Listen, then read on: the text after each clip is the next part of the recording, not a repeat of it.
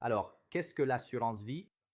Je te remercie pour la question et aussi pour tous les autres commentaires que tu as laissés sur nos vidéos. Ils sont très appréciés.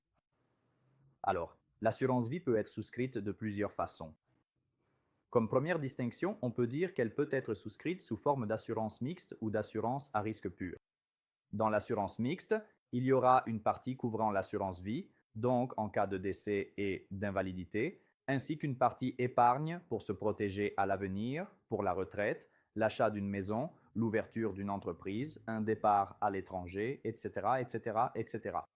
Si en revanche nous parlons d'assurance à risque pur, nous excluons la partie épargne et, dans ce cas, nous payons une prime, donc un coût, que ce soit semestriellement, trimestriellement, certains la proposent même mensuellement ou annuellement. Cependant, dans ce cas, il s'agit d'un coût à fonds perdu pour assurer un événement futur que nous espérons ne jamais voir se produire. Dans ce cas, il peut s'agir d'un décès, donc nous protégeons nos héritiers, nous protégeons nos enfants ou même une tierce personne, voire une entreprise. Il existe donc 1000 solutions dans ce cas. On peut également protéger une hypothèque, donc il s'agit toujours de protéger les héritiers contre un problème éventuellement lié à la viabilité future du logement.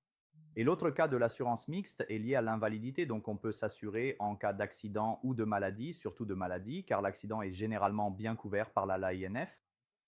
La grande lacune laissée par le premier et le deuxième pilier est comblée par un troisième, donc par une assurance vie.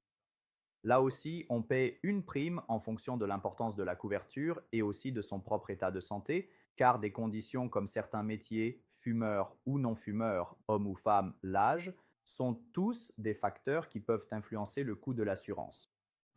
Donc essentiellement, l'assurance vie peut être souscrite sous forme mixte avec épargne, invalidité et décès.